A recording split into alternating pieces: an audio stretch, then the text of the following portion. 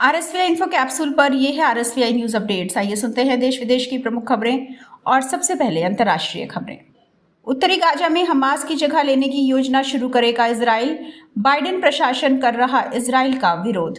Israel और Hamas के बीच लगातार युद्ध जारी है। इस दौरान कई लोगों की मौत भी हो चुकी है। इजराइल के राष्ट्रीय सुरक्षा सलाहकार तजाची हानेगबी ने कहा कि यरूशलेम जल्द ही उत्तरी गाजा में हमास शासन को बदलने की योजना लागू करेगा। रिचमंड विश्वविद्यालय की वार्षिक हर्जिलिया सम्मेलन में हानेगबी ने कहा कि हमास की शासन करने की सैन्य क्षमता के पतन से उन देशों के लिए अवसर खुलेंगे जो गाजा में हमास के विकल्प के रूप में स्थानीय नेतृत्व के साथ एक शासन व्यवस्था देखना चाहते हैं ताकि वो इस प्रक्रिया में शामिल हो सकें। प्रधानमंत्री नरेंद्र मोदी के तीसरी बार प्रधानमंत्री बनते ही बदले पाकिस्तान के सुर। नरेंद्र मोदी लगातार तीसरी बार भारत के प्रधानमंत्री बन गए हैं। हाल ही में जुटे लोकसभा चुनाव के बाद एनडीए को पूर्ण बहुमत मिला है। मोदी के प्रधानमंत्री बनने के बाद उन्हें दुनिया भर के नेताओं ने बधाई संदेश दिया। साथ ही कई देश भारत के साथ अच्छे संबंधों पर भी जोर दे रहे हैं। पड़ोसी मुल्क पाकिस्तान से भी दोनों देशों के संबंधों को लेकर अहम बयान आया है। पाकिस्तान के उप प्रधानमंत्री व विदेश मंत्री इशाक डार ने मोदी सरकार से दोनों परमाणु शक्ति संपन्न पड़ोसियों के बीच द्विपक्षीय संबंधों के भविष्य पर गंभीरता से विचार करने का आह्वान किया। ट्रूडो में फिर दिखा खालिस्तानी प्रेम। कनाडा के प्रधानमंत्री जस्टिन ट्रूडो ने एयर इंडिया के कनिष्क विमान में 39 साल पहले हुए बम विस्फोट में जान गंवाने वाले लोगों को श्रद्धांजलि दी। कनाडा में वर्ष 2005 में हर वर्ष 23 जून को कनिष्क विमान हादसे में जान गंवाने वाले लोगों की याद में national day of remembrance for victim of terrorism मनाया जाता है। ट्रूडो ने कहा, ये हमला कनाडा के इतिहास का सबसे घातक आतंकी हमला है। ये हमें आतंकवाद की स्पष्ट रूप से निंदा करने की हमारी साझा जिम्मेदारी की याद दिलाता है। भारत ने अपने लोगों के लिए जारी की एडवाइजरी। प्रदर्शनकारियों ने केन्या की संसद में लगाई आग। केन्या में टैक्स का बोझ बढ़ाए जाने से गुस्साए हजारों लोग संसद परिसर में घुस गए। केन्या की संसद में घुसने की कोशिश कर रहे प्रदर्शनकारियों पर पुलिस ने गोलीबारी की, जिसमें 5 प्रदर्शनकारियों की मौत हो गई है और दर्जनों घायल हुए हैं। प्रदर्शनकारियों ने संसद भवन के कुछ हिस्से में आग लगा दी है। जिस समय प्रदर्शनकारियों ने केन्या की संसद के परिसर में घुसकर हंगामा किया, संसद कर बढ़ाने संबंधी विधेयक पर चर्चा कर रही थी। रूस और यूक्रेन के बीच 90 कैदियों की अदला बदली। यूएई ने की मध्यस्थता। रूस यूक्रेन के बीच युद्ध जारी है। इसी बीच दोनों देशों ने 90 युद्धबंदियों की अदला बदली की है। पिछले 2 सालों से दोनों देशों के बीच जंग चल रही है। युद्धबंदियों की अदला बदली के लिए संयुक्त अरब अमीरात ने मध्यस्थता की।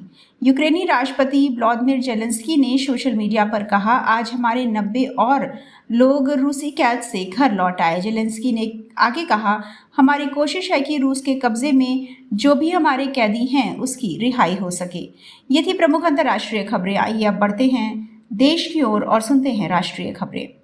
सीमा विवाद के बीच एस जयशंकर और चीनी राजदूत की हुई मुलाकात। पूर्वी लद्दाख के सीमा विवाद के बीच विदेश मंत्री एस जयशंकर ने चीनी राजदूत शू फिहोंग से मुलाकात की और भारत चीन संबंधों के साझा हितों पर जोर देते हुए कहा कि स्थिरता और प्रगति की दिशा में काम करेंगे। इसके अलावा जयशंकर ने अलग बैठकों में न्यूजीलैंड, कुवैत और श्रीलंका के राजदूतों से भी बातचीत की। विदेश मंत्रालय ने एक्स पर यह पोस्ट साझा करते हुए कहा कि चीनी राजदूत शू फिहोंग का स्वागत है।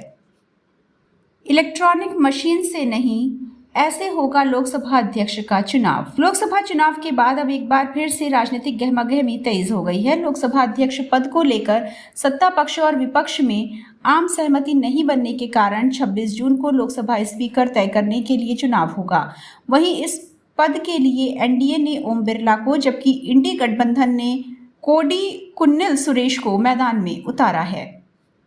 आपको बता दें कि 18वीं लोकसभा के सदस्यों को अभी सीटें आवंटित नहीं की गई हैं, जिसके कारण मतदान में इलेक्ट्रॉनिक डिस्प्ले सिस्टम का उपयोग नहीं किया जाएगा। हालांकि चुनाव के दौरान कागज की पर्चियों का इस्तेमाल किया जाएगा, जिसके कारण नतीजे आने में समय लग सकता है। प्रज्वल रेवन्ना की बड़ी मुश्किलें। 29 जून तक पुलिस रिमांड में रहेगा यौन उत्पीड़न का आरोपी। यौन उत्पीड़न के आरोपों में घिरे जदयू के पूर्व सांसद प्रज्वल रेवन्ना की मुश्किलें लगातार बढ़ती जा रही हैं। दरअसल उन पर एक और एफआईआर दर्ज की गई है। ये एफआईआर यौन शोषण और आपराधिक धमकी देने को लेकर की गई है। इसमें कुल मिलाकर 3 लोगों के नाम शामिल हैं। इनमें हासन से भाजपा के पूर्व विधायक प्रीतम गौड़ा का नाम भी शामिल है। गंगा जल संधि पर ममता सरकार के आरोपों को केंद्र ने नकारा, कहा लगातार हुआ पश्चिम बंगाल से विचार विमर्श। केंद्र सरकार ने पश्चिम बंगाल की मुख्यमंत्री ममता बनर्जी की तरफ से लगाए गए इस आरोप को निराधार बताया है कि भारत व बांग्लादेश के बीच गंगा जल संधि को वर्ष 2006 से आगे बढ़ाने के फैसले को लेकर राज्य सरकार से कोई विमर्श नहीं किया गया है। सरकारी सूत्रों ने इस बारे में पिछले 1 वर्ष के भीतर पश्चिम बंगाल और बिहार के साथ किए गए विमर्शों का पूरा लेखा जोखा दिया है। इसमें बताया गया है कि जल शक्ति मंत्रालय में जुलाई 2023 में एक आंतरिक समिति का गठन किया गया था ताकि संधि को आगे बढ़ाने के मुद्दों पर सभी पक्षों के साथ विचार किया जाए। ये थी प्रमुख राष्ट्रीय और अंतर्राष्ट्रीय खबरें। आइए जुड़ते हैं खेलों के साथ और जानते हैं खेल जगत से जुड़ी ताजा खबरों का हाल। धीमी पिच पर एडिलेड का हिसाब बराबर करने उतरेगी टीम इंडिया, गयाना में होगी इंग्लैंड से भिड़ंत। एडिलेड ओवल मैदान पर 10 नवंबर 2022 को इंग्लैंड ने भारत को सेमीफाइनल में हराकर T20 वर्ल्ड कप के फाइनल में जगह बनाई थी। करीब 16 महीने बाद गुरुवार को गयाना के प्रोविडेंस मैदान पर ये दोनों टीमें फिर से एक बार T20 वर्ल्ड कप के सेमीफाइनल में भिड़ेंगी, जहां रोहित शर्मा की अगुवाई वाली टीम इंडिया उस हार का हिसाब चुकता करने के इरादे से उतरेगी। प्रोविडेंस स्टेडियम में धीमी टर्निंग पिच पर यह मैच खेला जाएगा। हालांकि गुरुवार को वर्षा का अनुमान है। अगर मैच धुल जाता है तो भारतीय टीम शनिवार को होने वाले फाइनल में सीधे पहुंच जाएगी, क्योंकि वो सुपर 8 के ग्रुप 1 में शीर्ष पर थी। ये थी अब तक की प्रमुख खबरें। अगली खबरों के साथ जल्द होगी मुलाकात। सुनते रहिए RSVI इन्फो कैप्सूल और इंफोटेनमेंट के सफर में रहिए हमारे साथ।